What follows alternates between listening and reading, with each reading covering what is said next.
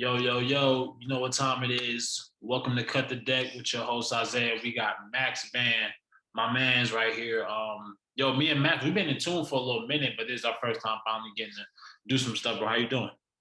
I'm doing good. Thank you for having me. Yeah, definitely a fan of your work and see you grinding. And one thing I always understand and appreciate is someone trying to strive and achieve their goals and dreams. So hats off to you. I appreciate you giving me the opportunity to come on.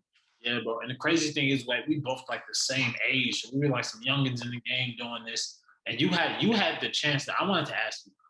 You had the chance to with Zach Ramey, Rashad Phillips, Kate. When you did the draft show, how did that come together? What was that like? Because home's Atlanta for me, and I go to school like an hour south in Macon, Georgia, in Central Georgia.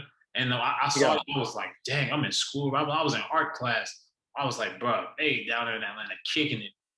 So how did yeah. that come about? And tell me about that. Well, none of it wouldn't have been able to happen if it wasn't for Rashad and Dom and everything they put together. So hats off to them Right. for giving me the opportunity. But really, they came to me and just said, "Hey, so he's a very forward thinker, and he's ahead of the curve. He's like, I have this draft idea, and I think the way that we can go about it is giving each player their flowers instead of tearing down and why this player isn't this and this player that.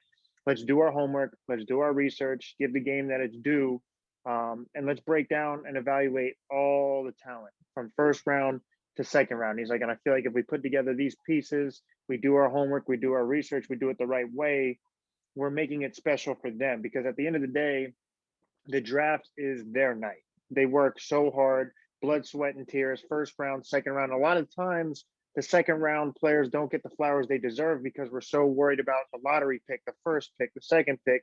They're like, Right. we're going to give them their flowers and do it the right way. So when he told me about the opportunity, Atlanta is actually somewhere where I'm trying to commute to and move to. Really? Yeah, here very shortly. So I was all in. I'm like, yep, let's do it. And so then I actually have the binder right here, literally just a binder full of prospects and like just evaluating their game, some strengths, some weaknesses, areas of focus, and Right. how I think it would translate to the NBA. So it was amazing. SUV TV did an amazing job. The production team, they made it so easy. So all we really had to do was just talk, and it was awesome. Right, definitely. Yeah. So yeah, I looked at it, everything looked top notch. In the war room, what was the feeling when right before the draft? There's the war room. That was like my favorite part because we're sitting there and we're all basketball minds. Right. But we all are kind of outside thinkers. We're forward, we're unique thinkers. So like Rashad Phillips is breaking down, hey, I think this guy's like an SUV, this guy's a minivan, this guy's the Lamborghini. And Right. I'm sitting here like, okay, I think this guy has Bluetooth quality, this guy has Wi-Fi. So if you were like a fly on the wall and you didn't understand our terminology without breaking it down, be like, what are these guys even talking about? But Right. to us, it made all the sense in the world. I'm like, look, I'm telling you, Tyrese Halliburton has that Bluetooth quality. He's going to connect to everybody he plays with in Sacramento. He's going to be an easy guy to play with. LaMelo has that. He elevates everyone around him. He can connect to any device. And it was just amazing. We were just really picking each other's brains like, okay, I really like that. Max, make sure you use that. Or Shad's like, hey, this is my guy. I really want to go in at this point. And it just, when you prepare the way, it's almost like that cliche saying, like when you practice hard, you play easy. So like when we prepare that way, it made the actual content and the actual draft just fun and easy. Right. So getting into it, so my bad, take a sip of water. I don't blame you. Stay hydrated. So getting to it, this one I wanted to label this the war out west. So I think the focus has been on Philly's dominance in the league. I think the focus has been on obviously Brooklyn and the Lamarcus, Aldridge, and the Blake Griffin. But there's an underrated war out west. I don't think people understand that. And what I mean is, I'm looking at the Eastern Conference standings. It's the Jazz, the Suns, the Clippers, the Lakers, Nuggets, Trailblazers, Mavericks, and Spurs. The trajectory wasn't supposed to be like this starting out. You got Bron and AD out, right? So the Lakers should be at the top spot, but you also have the Suns who are gaining momentum. Then they're at number two. You have the Nuggets who just got Aaron Gordon. Matt Thomas, a prolific three-point shooter, just went to the Utah Jazz. And that's crazy. The day before that trade happened, I think Joe Ingles and that Utah team, they did work to Brooklyn. And so you add a shooter like Matt Thomas, I mean, it just changes the trajectory of the whole thing. And then I think the most underrated trade was Norman Powell for Gary Trent. So now Norman Powell, with his scoring prowess, goes with Dame and CJ. And Yeah. so it's just an underrated war out west. I think Golden State is fighting for their spot, and obviously Zion and New Orleans, they're trying to do their thing. I thought the Timberwolves, they're dead last. They're dead last. I thought they were more 12 to 10 or 9. Maybe I wasn't paying too much attention. The Thunder, Moses Brown, obviously his ascension from undrafted to now one game. I think he had a big double-double. Now he signs for 4 years for possibly $7 million. So I don't know. When I say the war out west, what comes to mind as you think about it? Like, do you see what I'm saying? Does it make sense? Oh, absolutely. And then you have to. I say this, and I don't mean this in any disrespect towards like the old generation or the old era, but I think this era is the most skillful era. Like era as far as era, like each team, each player, like Dame is incredibly talented. The Utah Jazz are incredibly talented. Steph Curry is incredibly talented. LeBron James, AD are incredibly talented. Jokic is the best passing big man, arguably of all time. Jamal Murray is incredibly talented. Like there's just so much depth in the league that you can make a case for each team as far as, hey, if they're just this, they get this piece. If this person's injured, this team can rise there. So I think the Lakers, when healthy, if healthy, LeBron, AD come back, this is their conference. But to your point, the war out west right now, they are not. And so you have Utah Jazz who are clicking at all cylinders. I think the Phoenix Suns, this highlights CP3's value. And I think that's something that's been so underrated throughout his career. He doesn't have an MVP award, but there's so many years that I think he should have gotten it, but he doesn't have the flashy stats to show it. But his value is just, you can't even argue it at this point, what he's done in OKC and what he's done in Phoenix. And then Dame, like I always say, Steph was the second greatest point guard of all time. But I don't even think Steph would be able to do what Dame has been able to do. Like I think Dame does more with less. And like to your point, now you add another guy. You have CJ McCollum coming back healthy. So right now, I mean, the East is more entertaining than I think it's ever been in a long time. Right. And now the West is even deeper than it's ever been. Yeah, so I think we get the best of both worlds. But I think that Norman Powell trade, that scoring prowess that he provides, I don't know why Toronto made that trade. They made it. They got a guy in Gary Trent. He actually turned down an extension. Remember, so he was a second round pick. I think he got picked at number 34. I think he signed for a 3-year deal, which is smart. He could have signed for over $50 million in Portland. He turned it down. Now he goes to Toronto, to where the East is a little bit open, so I think he gets a bigger bag. But nevertheless, I think Norman Powell to the Trailblazers, that has a different dynamic, because when Dame and CJ are there, it's now 1A, 1B, and 1C. I don't believe CJ is a 2. He's a 1B. Right. Norman Powell's not a. He may be a 2, but in my eyes, he's probably one of my favorite players in the league. He's a 1C. So that's different. Now the Mavericks at 7. Luka always needed shooters. Steph Curry is now in Philly. Now you add JJ Redick. So I don't know if you paid too much attention to that trade or how they're doing. What do you think about that? Oh, absolutely. One thing I've always questioned, I'm like, why is Dallas not a bigger free agent destination? You have no state tax, you have a great owner, you have a great coach, and now you have the superstar who I believe is the next face of the NBA, and Luka Doncic. And now you have Porzingis. I'm like, they're going to be hyper aggressive. Like you only have an X amount of time. Like this is a very rare opportunity that you have a generational type talent. Like, so when you have that short window, you take an aggressive business owner in Mark Cuban, it's only right that he's going to be hyper aggressive and make moves. And so what do you need to do? You know the defense is going to collapse on Luka every single time. Surround him with shooters. JJ Redick, a vet, obviously been there, done that. Right. So I think it's a salary cap going to be an issue, because Luka's going to get the max. Porzingis is going to get something close to the max. Tim Hardaway's going to get a nice contract. Salary cap, you think that can be a reason why they can't really add? Because I thought Giannis to Dallas would have been crazy. I think for international basketball, that would have been the most. That would have been so, like, that marketing move would have been crazy. You got Greece, you got Porzingis. Where's he from? Porzingis? Yeah. I know he's European. Yeah, I know he's obviously overseas. I forget. Oh man, I'm blanking. Yeah. Yeah, overseas. But the only thing that I wouldn't overpay. Like I know aggressive wins, and sometimes you're going to have to pay the star. But I wouldn't overpay. Like so, I think in a weird way, I think they're going to reevaluate and look at what their foundation is. Do they keep Porzingis? I don't even know. Like honestly, I wouldn't be surprised if they trade him. Really? Yeah, I really would. Now they may keep him and add another guy, but what if Mark Cuban's he's an out of the box type of thinker as well. So if you have a guy like Porzingis, 7-1, shoot, handle, but what's his biggest flaw right now is availability. Like he's always injured. Yeah. And so if you're Mark Cuban, do you explore options for Porzingis? I wouldn't be surprised if they do that. I don't think they're done making the moves for the future. I really don't. Right.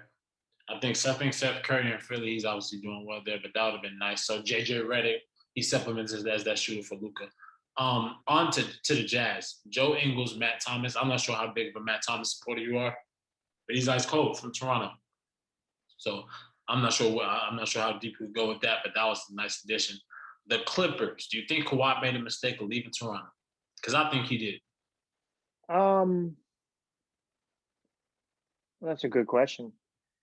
I don't think he made a mistake because at the end of the day, it's where do you want to be? Like, I don't think he was, Right. I think he's much happier being in LA than he is Toronto. But from a basketball perspective, I think he made a mistake. And here's why.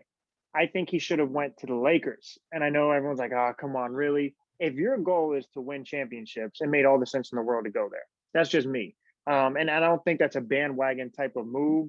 I think that's just it made sense for him. But okay, you want to go to the Clippers. I just don't think it was a bad move because I don't think he would have done anything else in Toronto. I don't think they would have repeated. I don't think they would have been in the position they were in again because I think and this is not to discredit their championship, but obviously Got some breaks along. yeah, they had some breaks. They benefited from Kevin Durant's injury, Steph Curry's injury, then Clay gets injured. I just don't think that Toronto team would have that type of luck again. And so I think it makes sense. I'm just not a big believer in the Clippers because of chemistry and leadership. I don't think he's not a very vocal leader. And when you're supposed to be creating a new culture for a historically bad franchise, you have to be a vocal leader. You have to be a leader. And none of us question their talent, but why did they fold last season in the playoffs down when they're up 3-1? Yeah, it's just chemistry, it's leadership. I was just watching the slam video with Lou Will, Montrez, and Patrick. It's funny. Lou Will was saying, he was just like, man, the Lakers aren't the only team. Like, we can't overlook the rest of the league because somebody gonna sneak up on us and get us. Lo and behold, it was Denver. So another interesting thing before the trade deadline, Magic Johnson was talking Lonzo Ball to New York. Magic plays chess here. He didn't want to speak Lonzo Ball to the Clippers because Lonzo Ball to the Clippers obviously fills a void that the Clippers need, that leadership, that orchestration. So now Lonzo Ball to the Clippers, if he fills that void, I believe Lonzo Ball is so good of a basketball player, he can produce 10 to maybe 14 easy points a quarter with the right pieces around him. So if he's playing with the Kawhi, a PG, a Lou Will, and these guys, now that gives the Bron and AD out, the Lakers at 4, the Clippers are at 3. So I think Magic was playing chess when he wanted to get Lonzo Ball to the Knicks. He didn't want to speak Lonzo Ball to the Clippers. You don't want to let the basketball guys make that trade because it fills a void with the Clippers. And now the Clippers are now a threat to the Lakers since Bron and AD out. It's going to change some more. I'm looking at the standings now. I think if Nuggets keep doing what they do and Bron and AD out, they're losing games. The Lakers now go to 5, Nuggets to 4. But I think that was something underrated analysis I kind of got from it when Magic was saying Lonzo Ball to the Knicks is like, let's get him out the West. Because Lonzo Ball's in the West, but with the Pelicans, and they're at number 12. You don't want to speak him to go to a 3-seed Clippers where he fills the void, can produce easy points with exceptional players. And that was just an interesting little analysis I got from just watching when Magic was like Lonzo Ball to the Knicks and Lonzo Ball this and that. I was like, yeah, don't bring Lonzo Ball to you don't want him winning the Staples Center in that other uniform. So that was something I just peeped. Absolutely. See, now Magic, did he have a little bit of a weird scenario with LA, him and Rob? Yeah. But at the end of the day, he's still rooting for the Lakers. Right. And so he wants to see them succeed. He knows the value of Lonzo Ball. He's a point guard and he understands the value of Lonzo. And like you said, what do the Clippers need desperately as a point guard? And so when the market seems to be kind of low on Lonzo, the Clippers, Jerry West is a forward thinker, and he's going to say, oh, no, we need that guy. And that would just be such a bittersweet, okay, Lakers, you traded Lonzo. Now he's going to come back to the Clippers and haunt you. Absolutely. And I think he does work in New York, though, also. So it makes sense from that end, too. Yeah, I think marketing that would probably kind of amp him up a little bit. But speaking of the Nuggets, they're so deep. That Aaron Gordon just adds so much. I don't know if you just saw him the other night. I think they play at Philly or somebody, but they're looking good, bro. They're looking. Yeah, and I cover the Magic, and so I would interview the players. I've interviewed Aaron Gordon, and one thing Rashad and I would always go to the games, and one thing that I would always think about is like, what is their direction?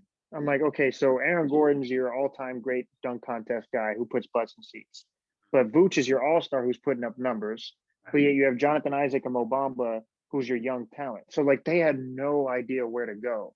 And so by trade, I think they could have gotten more in return from the Vucevic trade. But I do think RJ Hampton, that trade with Denver, I think RJ is going to thrive in Orlando. But for Aaron Gordon, this is perfect for him. And it's like now what the expectations aren't for you to be the man. The expectations aren't for you to give us 20, 30 a night. That's what Jokic is for. That's what Jamal is for. So now all you have to do is play your role. Yeah. And now that just made Denver even deeper. Like Denver is nasty. Do your job in that half court set, run and catch lobs. That's it. Shoot the ball well. That was different. But covering the Orlando Magic, talk about that.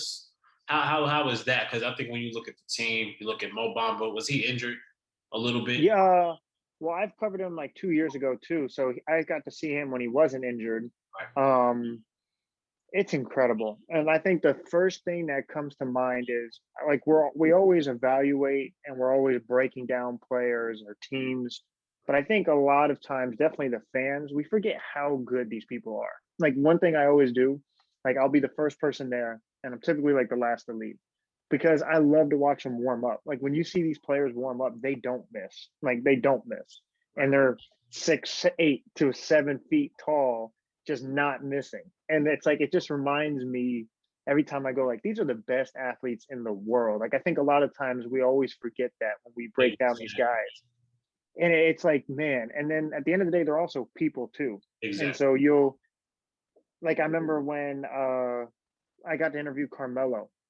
And like at the time, that's when kind of Melo first signed with Portland.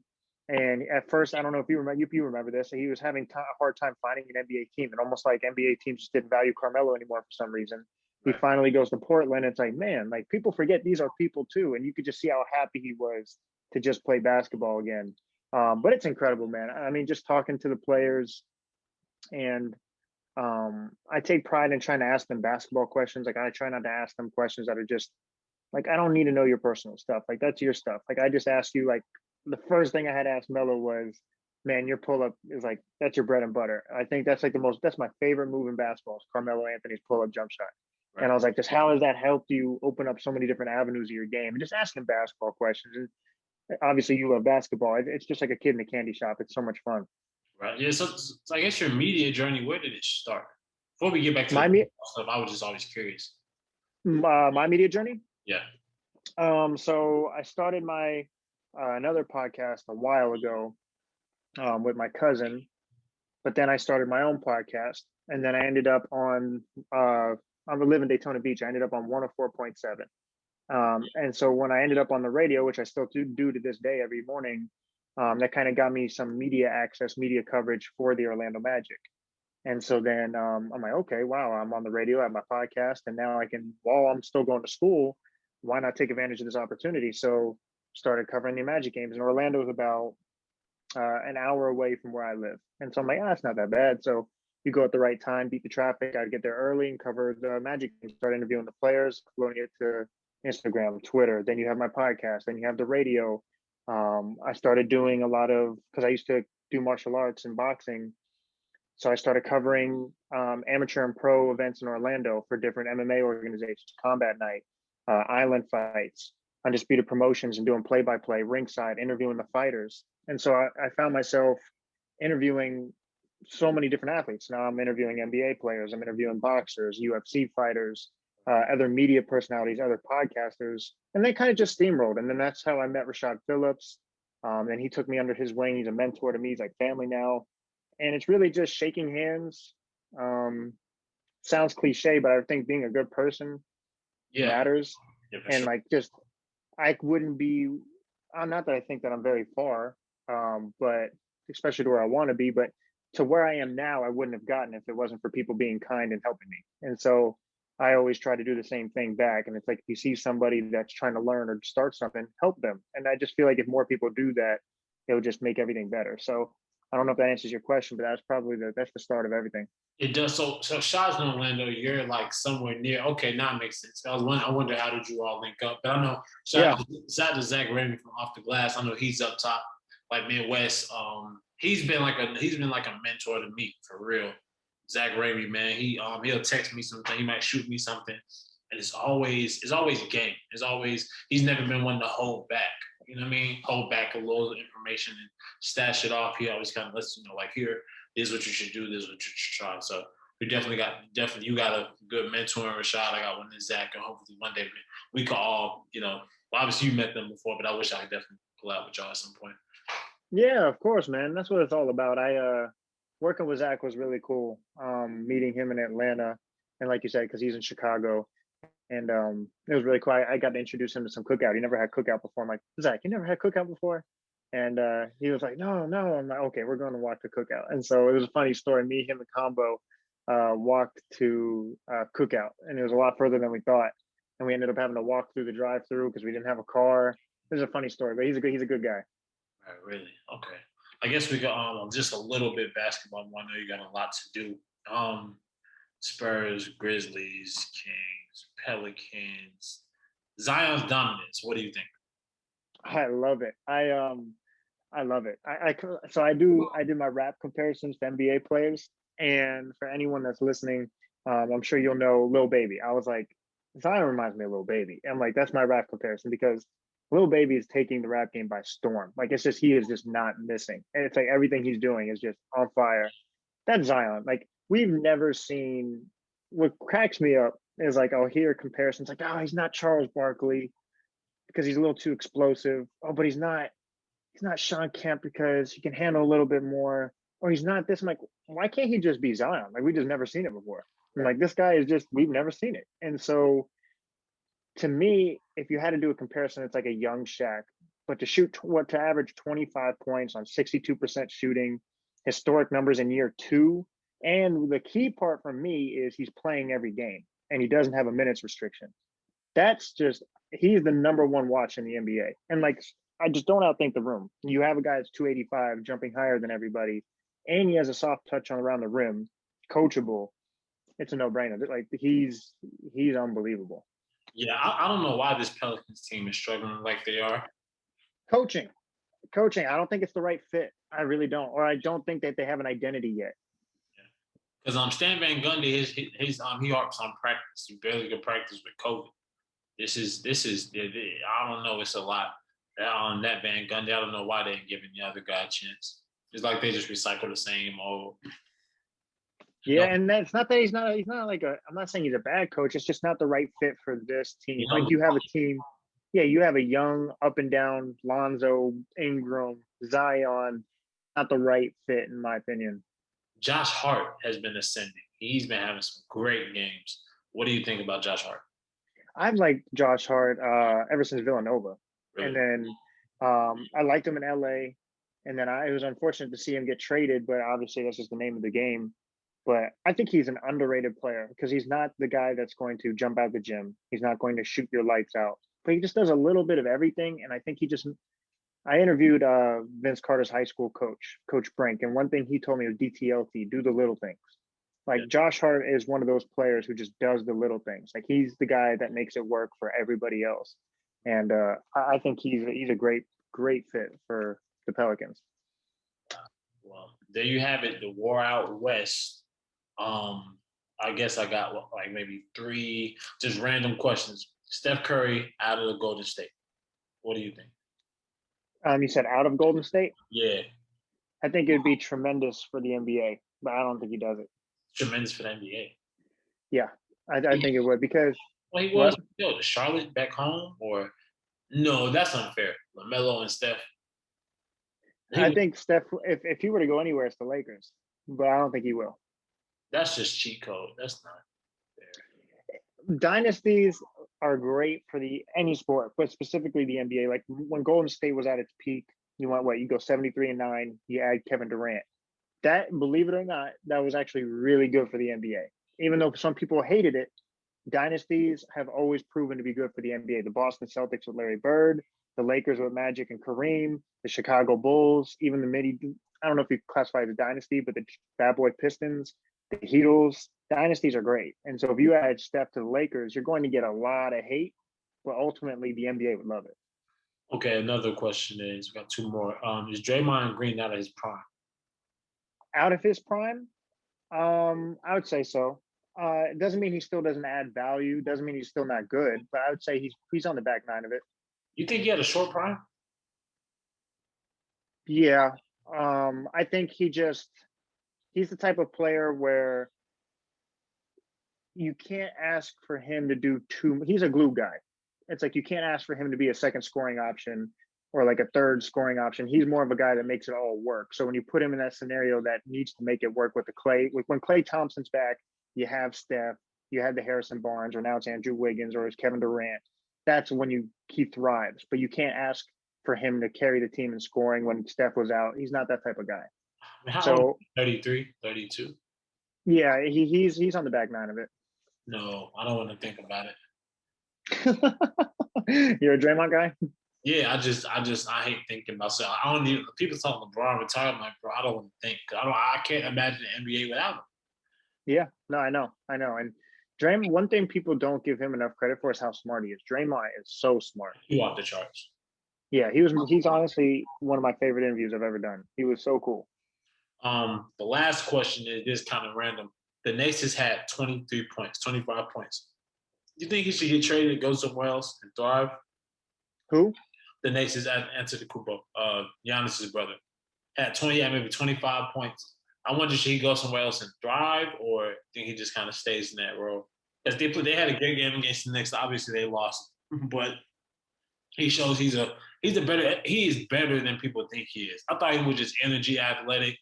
He was crossing, he was spinning, he was three ball. You know what I mean? So what? I think it's up to what is his goal. If his goal is to get the bag, get paid, then yeah, definitely go elsewhere, play a bigger role, get more exposure, put up some more points. If it's to just continue having a slow, gradual process, win, then stay, do what you're doing. But if you're trying to get paid and make a name for yourself, then yeah, you seek a different opportunity. Or any motivating words to those, like at least just some motivating words. I want to end it with something. I know you got some fancy quote or something. Want to get? Well, actually, I'm reading I don't know if you can see it. David Goggins' book back there. It's next to the Kobe Bryant one. I'm reading that right now. If you don't know him, definitely look into him. He's really inspirational. I'm huge on motivation. One thing that he said is attack, and I'm like, what? And he's like, attack your goals, take souls. It's a chapter in his book, and he's like, it doesn't even just apply to a person in front of you. It's your goals, your objectives. Take its soul. Like if you keep attacking, nothing wants to stand in front of you.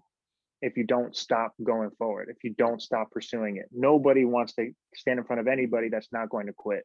So for anyone listening, I'm not somebody that's sitting high up on a chair telling you to do it because I'm still on that pursuit as well. So I would just say continue every single day pursuing that. And you're not going to get instant results. It's not going to just happen just like that. But if you continuously grind every day and enjoy what you're doing, then I just think the sky's the limit for everybody. I don't think there's ever such thing as a limitation. I think you set the limitations for yourself. How do you pronounce your last name? I don't want to say it wrong. Van Auken. Van Auken, Max Van Auken, creator of the MVP podcast, part of the Inner Circle Sports 2319. Talk soon. Yes, sir. Yeah, man, just cut the deck with Isaiah. Thank you, everybody, for joining us.